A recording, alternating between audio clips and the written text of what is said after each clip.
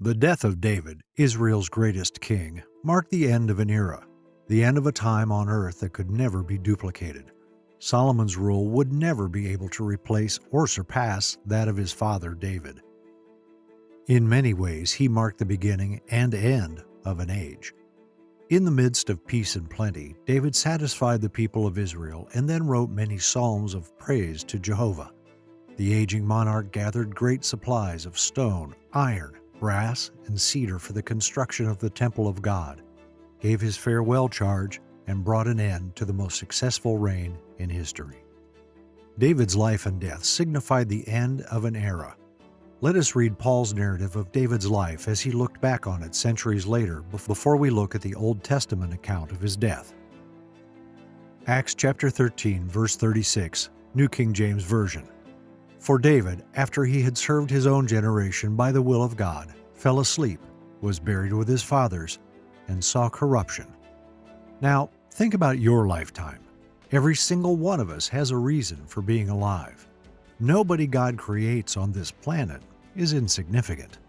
The greatest tragedy of all is that we should live and die without having discovered that unique, God-given reason for serving our generation.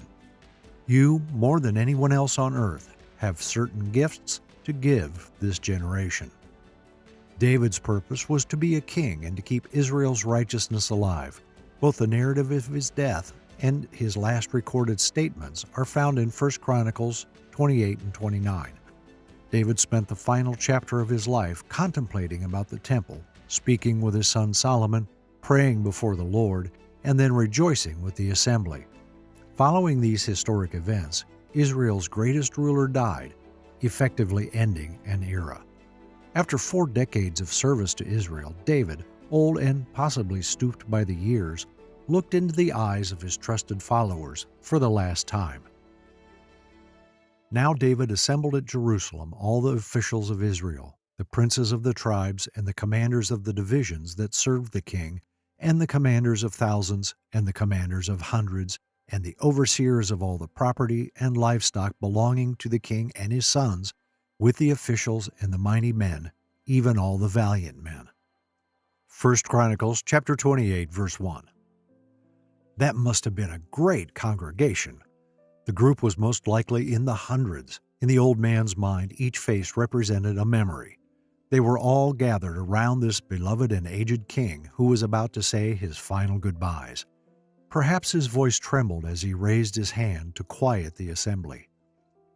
Then King David rose to his feet and said, "Listen to me, my brethren and my people. I had intended to build a permanent home for the ark of the covenant of the Lord and for the footstool of our God. So I had made preparations to build it." 1 Chronicles chapter 28, verse 2.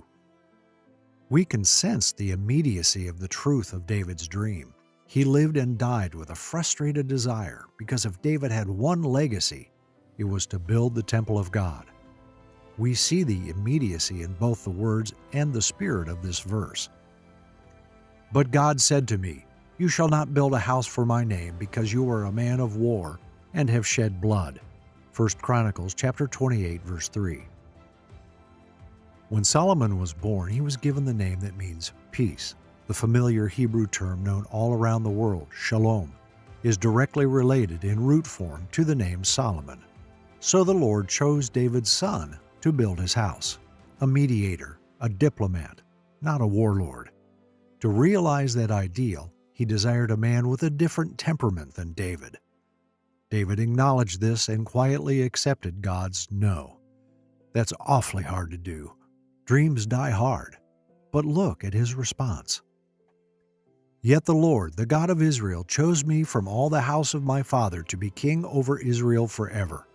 For he has chosen Judah to be a leader, and in the house of Judah, my father's house, and among the sons of my father, he took pleasure in me to make me king over all Israel." 1 Chronicles chapter 28, verse 4. What is David doing here? He is focusing on what God did allow him to do. It's so easy for us to be disappointed, to get so distraught over a frustrated desire, that we forget the things God has given us, the good things He has accomplished through the efforts and through our hands. Rather than lamenting this unfulfilled desire in his final years, David focused on the blessings God had bestowed upon him. David really looked at life from God's point of view. Look at how positively he states God's plan. And of all of my sons, for the Lord has given me many sons, he has chosen my son Solomon to sit on the throne of the kingdom of the Lord over Israel. And he said to me, Your son Solomon is the one who shall build my house and my courts. For I have chosen him to be a son to me, and I will be a father to him. And I will establish his kingdom forever, if he resolutely performs my commandments and my ordinances, as is done now. So now, in the sight of all Israel, the assembly of the Lord, and in the hearing of our God, observe and seek after all the commandments of the Lord your God, in order that you may possess the good land and bequeath it to your sons after you forever. 1 Chronicles chapter 28, verses 5 through 8. Do you have a long-held desire that you know you'll have to give up? It usually takes years to realize that this is going to happen, because the younger we are, the bigger our dreams, the broader our hopes, and the more determined we are to make them come true. But as we get older, many of us see that some of those great hopes and dreams are never going to be realized. Perhaps it's a dream of some great accomplishment through a unique kind of ministry. Perhaps it's a desire for a specific type of career or recognition. Perhaps it's a yearning for romance and marriage. Maybe it's a wish for relief from something you've had to deal with for years. Whatever it is, you may now recognize that it will never happen, which is a difficult pill to swallow. But, like David, it's an opportunity to find satisfaction in what God has allowed you to do. As he reflects on his life and his own unfulfilled desire, he says, I want to turn my attention away from what wasn't to be and focus on the things God has done. Then David diverts and looks at his son Solomon. He must have smiled within himself as he saw in that young man the possibility of his long-awaited dream being fulfilled. David won't experience it, but his son will, and so he passes on advice to his son.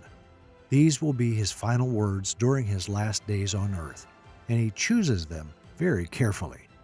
They are measured words based on his own years as the king, full of emotion, rich with meaning. Looking back over 40 years as Israel's leader, he must have said this slowly and carefully.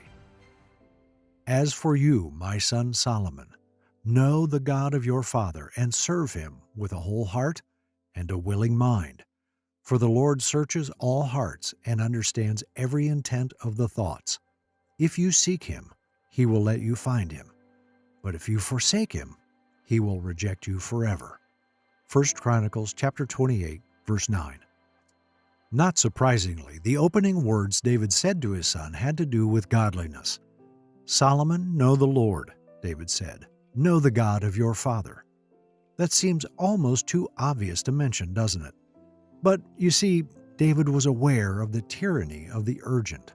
He had been king for 4 long and tumultuous decades. He knew there was enough on the throne of Israel to keep a man so busy that he would be tempted not to take time to know God. So David said, Solomon, above all the other things I want to pass on to you, I want you to know God. If you could pull your child aside before you passed, what would that advice be?